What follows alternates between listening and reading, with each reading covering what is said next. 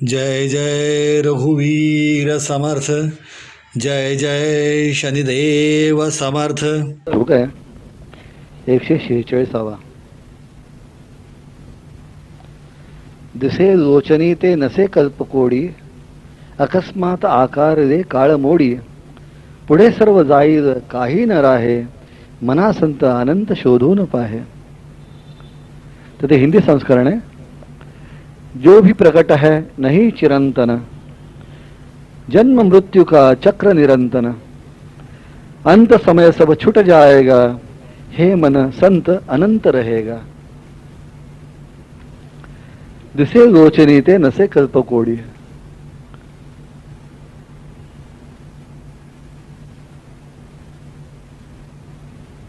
आपण अनेक गणित मांडत असतो. आता मी सकाळी उठणार आहे, मग मी हे करणार आहे, मग मी इथं जाणार आहे, मग मी हे मिळवणार आहे, मी देणार आहे, घेणार आहे. बरे 50 गोष्टी आपण करत असतो दिवसभर. या सगळ्या गोष्टी आपण ठरवतो, पण हे तितकंच खरं आहे की आपण जे ठरवतो ते त्याच्या परमेश्वराच्या इच्छेशिवाय पूर्णत्व नाही जाऊ शकत. आता कोणी म्हणे याला काय प्रत्येक गोष्ट काय परमेश्वराची इच्छा जगते का? पण तुम्हाला सांगतो, तुमच्या समोर जेवणाचं ताट आहे, ते कालवलं आहे आणि तो घास हातात घेतोय ना, तो तोंडात जायला सुद्धा परमेश्वराची इच्छा लागते. कित्येक लोक हातात घास घेऊनच जातात, तोंडापर्यंत येतच नाही घास. बारीक सारीक गोष्टी आहेत, बारीक सारीक गोष्टी. आपण जर खरंच विचार करायला सुरुवात केली तर परमेश्वराची इच्छा खरंच काही होत नाही, खरंच काही होऊ शकत नाही. आणि जे जे म्हणून काही दिसत आहे हे सगळं नाशिवंत आहे. परमेश्वराची इच्छा जसं होऊ शकत नाही तसं जे जे दिसतंय ते नाशिवंत आहे.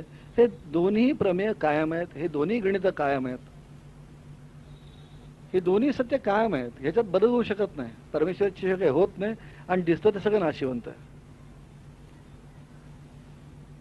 आम्हाला जे दिसतं तेच आम्ही सत्य समजतो आणि जे दिसत नाही ते आम्हाला कळतच नाही. म्हणून मी नेहमी उदाहरण देतो की ह्याच्याशिवाय मी जगू शकणार नाही, यांच्याशिवाय मी जगू शकणार नाही, यांच्या मागे मला जगायची इच्छा नाही, किंवा हिच्या मागे मी जगणार नाही, मला शक्य नाही. किंवा आपण अनेक वेळेला अनेकांवर प्रेम करतो, मनापासून प्रेम करतो, असं वाटतं की यांच्याशिवाय आपण जगू शकत नाही. पण जेव्हा त्यातला आत्मा निघून जातो आपण सांगतो उचला ठेवू नका, उचला ठेवू नका, उद्यापर्यंत काय थांबायचं, आता जाऊया, खराब होतं नंतर, वगैरे वगैरे वगैरे 50 गोष्टी आपण सांगतो. त्यावेळेला आपल्याला कळतं तर त्यात काय बदल असतो, काय नसतं, ते शरीर असतं, सगळं काही तेच आहे, काही बदललं नाही. पण त्यात फक्त आत्मा नाही आहे. म्हणजे आपण खरं प्रेम कोणावर करत असतो? खरं त्या आत्म्यावर प्रेम करत असतो. आपण प्रेम करत असतो आत्म्यावरती, पण ते आपल्याला कळत नाही की आपण आत्म्यावर प्रेम करतोय. आपण समजतो आपण शरीरावर प्रेम करतो. आणि ज्या क्षणाला त्याचं शरीर आत्मा निघून जातो ना, ज्या क्षणाला त्याचा आत्मा निघून जातो त्या क्षणाला आपल्याला लक्षात येतं की आपण ज्याच्यावर प्रेम करतो तो हा नाही आहे. आपण ज्याच्यावर प्रेम करतो हा नाही आहे, आपण ज्यावर प्रेम करतो गेला आहे आणि ह्याला महत्व नाही आहे. पण हे तेव्हा कळतं, शेवटी कळतं, जे अगोदर कळायला पाहिजे. माणूस प्रथम स्वतःवरती प्रेम करतो, माणूस प्रथम स्वतःवरती प्रेम करतो, स्वतः सुख शोधायचा प्रयत्न करतो. माणूस प्रथम स्वतः सुख शोधायचा प्रयत्न करतो. सुख शोधता शोधता शोधता अशी एक वेळ येते की त्याला असं वाटतं आपण एकट्यात नाही सुख शोधू शकत, आपण दुकटं व्हायला पाहिजे. आपण एकटे सुख नाही शोधू शकत, आपण दोन व्हायला पाहिजे असं त्याला वाटतं आणि तो दोन होतो. विवाह करतो, दोन होतो. आणि मग त्या दोघांनाही सुख शोधता त्याला लक्षात येतं की इथंही सुख नाहीये, इथंही सुख नाहीये. आणि मग जेव्हा सुख कुठे आहे कळायची वेळ येते तोपर्यंत सुख शोधण्याची वेळ निघून गेलेली असते. जे जे दिसतंय ते नाशिवंत आहे, जे जे दिसतंय ते नाशिवंत आहे, आणि जे जे शाश्वत आहे ते दिसत नाहीये. पण शाश्वत आहे ते दिसत नाही, शाश्वत आहे ते दिसत नाही आणि नाशिवंत आहे ते दिसतंय. मग माणसाने करायचं काय? मग माणसाने करायचं काय? मग माणसाने एक गोष्ट करायची की जे जास्तीत जास्त शाश्वताच्या जवळ आहे अशा स्वरूपाच्या जवळ जायचा प्रयत्न करायचा. जे जास्तीत जास्त शाश्वताच्या जवळ आहे अशा स्वरूपाजवळ जायचा प्रयत्न करायचा. रामनवमी तेवढ्यासाठी. रामरायांना शरण का जायचं? भगवान श्रीकृष्णाने शरण का जायचं? समर्थाने शरण का जायचं? विनायक महाराज शरण का जायचं? ह्यासाठी शरण जायचं की ते जास्तीत जास्त शाश्वताच्या जवळ आहेत. आम्हाला फक्त सत्य परमेश्वर बघणं आम्हाला शक्य नाही, कारण तो दृश्य नाही. तो दृश्य नाही ना, आणि तो दृश्य नसल्यामुळे आम्हाला दिसत नाही ना. तो ज्ञानचक्षुनी दिसतो असं ऋषीमुनी सांगतात. परमेश्वर ज्ञानचक्षुनी दिसतो, ज्ञानचक्षुनी ओळखावा लागतो. आता ज्ञानचक्षु म्हणजे काय? ज्ञानाचा डोळा. ज्ञानाने ओळखायचं असतं, चर्मचक्षुन नाही. तर ज्ञानचक्षुनी, ज्ञानाने हे जाणायचं असतं, समजून घ्यायचं असतं, पाहायचं असतं. तर ज्ञानचक्षुनी परमेश्वरावर समजून घ्यायचं असतं, पाहायचं असतं असं ऋषीमुनी सांगतात. पण आम्हाला ज्ञानचक्षु नाही. आम्हाला जर ज्ञानचक्षु असतो तर आम्ही ऋषी झालो असतो. आम्ही संसार कशाला बनवत असतो? आम्ही एवढ्या व्यापात कशाला पडतो असतो? आम्ही एवढ्या व्यापात पडतो कारण आम्ही सामान्य आहोत. आपण सामान्य, आपण स्वीकारणे जास्त चांगलं. उगाच आपण सामान्य असताना आपण असामान्य असं म्हणण्यात काय अर्थ आहे? तर परिस्थिती आपण सामान्य आहोत. मग आपण जर सामान्य आहोत आणि सामान्य असताना जर आपल्याला परमेश्वराला समजून घ्यायचं आहे तर आपल्या हातात फक्त एकच गोष्ट राहते की जे परमेश्वराजवळ आहेत, ज्यांनी परमेश्वर जाणलं आहे आणि जे अधिकाधिक परमेश्वराशी एकरूप झाले आहेत, अशांच्या जवळ येणे, त्यांच्या संपर्कात येणे हा एकच मार्ग आहे. हा एकच मार्ग आहे, दुसरा मार्गच नाही. म्हणून मी नेहमी एक गोष्ट सांगतो की अवतार, सत्पुरुष हे जे आहेत ना, ह्यांच्याकडे आमच्यात फरक काय? तेही देही आहेत, आम्ही पण देही आहोत. पण त्यांचा जडभाव 1% असेल, 99% चैतन्य. आणि आमच्यात 99% जडभाव आहे आणि 1% चैतन्य. आणि 1% चैतन्य का म्हणायचं? आम्ही जिवंत आहे म्हणून. म्हणून म्हणायचं आम्ही जिवंत आहोत ना, म्हणून 1% चैतन्य कुठेतरी आहे, नाही आम्ही जिवंतच राहिलो नसतो. 99% परमेश्वराशी एकरूप झालेले आहेत. त्याला परमेश्वर सोडून दुसरं काही नाहीये. ते दृश्य आहेत, ते जगोपकारासाठी आहेत, लोकोपकारासाठी आहेत. तुका म्हणे आता राहिलो उपकारापुरता. ते लोकोपकारासाठी राहिलेत. त्यांनी देह धारण केलं तर लोकोपकारासाठी केलेलं आहे. आणि त्यामुळे सतत परमेश्वराच्या संपर्कात असणारे ते परमेश्वराला जाणतात. आणि म्हणूनच परमेश्वराकडे जाण्याचा मार्ग, अवघड मार्ग ते आम्हाला समजून सांगू शकतील. आणि म्हणूनच त्यांच्या संपर्कात राहणे आमचं कार्य आहे, हे आमचं काम आहे. कारण जे दिसतं ते नाशिवंत आणि जे दिसत नाही ते चिरंतन, हे तत्व मान्य हो. पण हे समजायचं कसं? हे समजायचं कसं? कारण आम्ही मानव आहोत, आम्ही सामान्य आहोत. आणि सामान्याला सामान्याच्या पद्धतीप्रमाणेच कळतं. उगीच पहिलीच्या विद्यार्थ्याला आपण पीएचडीची गणित सांगायला लागलो, कसं कळणार त्याला? तो म्हणे मला पहिलीच गणित येत नाही, तू पीएचडीचं कुठे सांगतो मला? बरोबर आहे ना? तर परिस्थिती अशी आहे की अगोदर आपल्याला पहिलीच तर गणित आलं पाहिजे, राईत आलं पाहिजे. राईत आलं नाही तर लिहिता कुठून येणार? लिहिता नाही तर वाचता कुठून येणार? वाचता नाही तर अभ्यास कुठून करणार?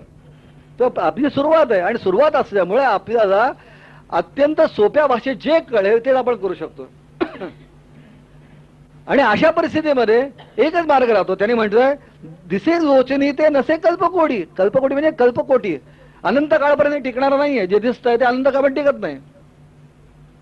दोन ओंडक्यांची होते सागरात भेट, एक गाठ तोडी दोघा पुन्हा नाही गाठ. वियोगार्थ मीलन होते नियम हा जगाचा.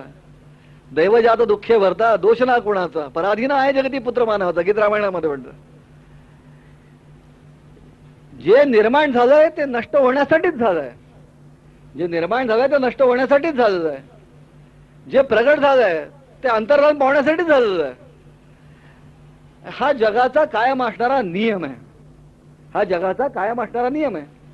आता ह्या नियमामध्ये बसून सुद्धा जर परमेश्वराकडे जायचं असेल, या नियमामध्ये बसून सुद्धा जर परमेश्वराकडे जायचं असेल, जर चैतन्याला समजून घ्यायचं असेल, जे निर्गुण निराकाराचं समजून घ्यायचं असेल, तर निर्गुण निराकाराच्या जवळ घेऊन जाणारे जे सद्गुरू आहेत, जे अवतार आहेत, त्यांच्या संपर्कात येणं आणि त्यांचं मार्गदर्शन घेणं, याशिवाय दुसरा कुठचाही मार्ग नाही.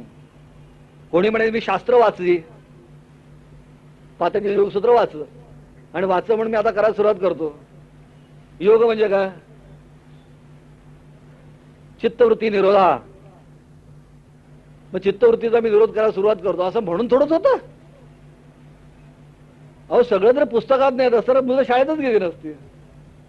सगळं तर पुस्तकात नाही असतं, मुलं शाळेतच गेली नसते, कॉलेजच गेली नसते. पुस्तकात सगळं असतं, पण ते शिकवायला शेवटी गुरुची गरज भासते. तर शास्त्रात सगळं सांगितलं. शास्त्र म्हणजे तरी काय?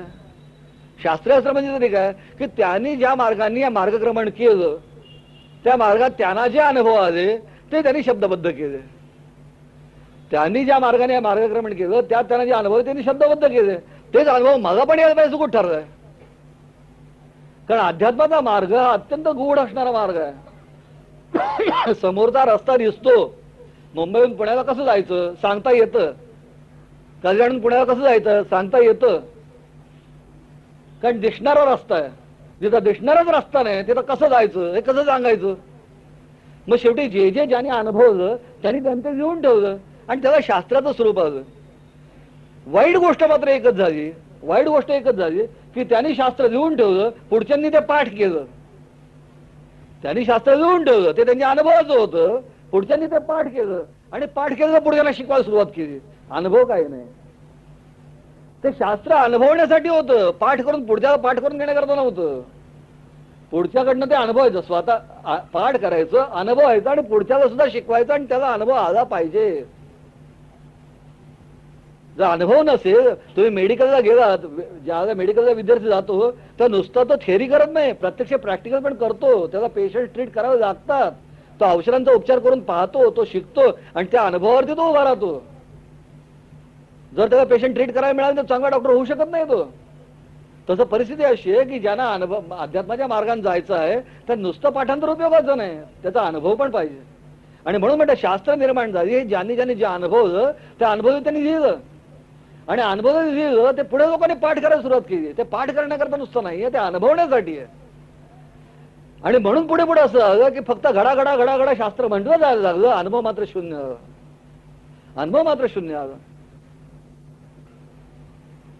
आम्ही वैकुंठवासी आलो याचं कारण अशी, बोलले जे ऋषी त्याचं भाव वर्ताय, असं तुकाराम महाराज जे म्हणाले ना ते तेवढ्यासाठी की ऋषींनी जे सांगितलं आम्ही वैकुंठवासी आलो याचं कारण असे. आम्ही वैकुंठवासी आलो कशा करता, जे ऋषींनी सांगितलं तसं वागून दाखवायचं.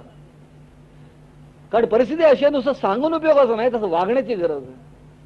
आणि जेव्हा सांगितलं जातं वागलं जातं तेव्हा त्या शास्त्रावरती विश्वास बसतो. पण ऋषींनी सांगितलं ते वागले, पुढच्या काळात फक्त सांगितलं गेलं. आणि म्हणून पुन्हा त्या शास्त्राला पुन्हा एकदा स्थिर करण्यासाठी, पक्क करण्यासाठी आम्ही बाजू, असं तुकाराम महाराज म्हणतो.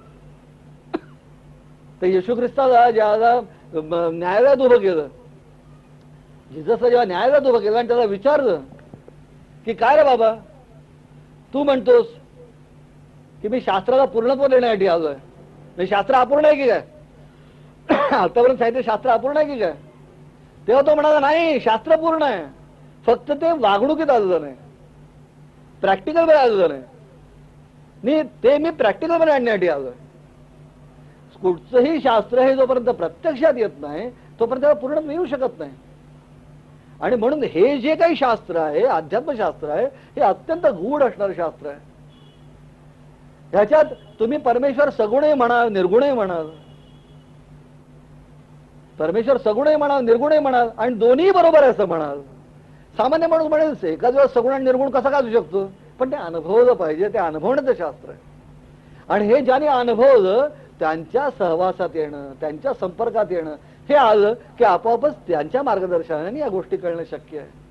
आणि म्हणून त्यांनी म्हटलं दिसे लोचनी ते नसे कल्पकोडी, अकस्मात आकार जे काळ मोडी, पुढे सर्व जाईल काही न राहे. पुढे सगळं जाईल, पुढे सगळं जाईल, काही राहणार नाही, पण राहील काय, मना संत अनंत शोधून पाहे. राहील काय, संत राहतील. संत का राहतील, कारण ते अनंत आहेत म्हणून. संत अनंत का आहेत, कारण त्यांनी अनंताशी स्वतःला जोडलंय म्हणून. राजे आले, महाराजे आले, सगळे गेले, आज त्यांची आठवण सुद्धा कोणाला नाही, पण संतांची आठवण आजही कायम आहे. त्याला कारण ते शरीरधारी होण्यापेक्षा, त्यांनी जडावर राज्य करण्यापेक्षा त्यांनी चैतन्यावर राज्य केलं. ते चैतन्याशी एकरूप झाले, ते चैतन्यमय झाले आणि म्हणून त्यांचं आयुर्मान अनंत झालं. शरीराने काही काळ माणूस जगतो, चैतन्याने अनंत काळ जगतो. कारण शेवटी अनंत काळ टिकणारी गोष्ट फक्त चैतन्य आहे आणि म्हणूनच चैतन्याशी एकरूप होणे योग्य आहे. जय जय रघुवीर समर्थ.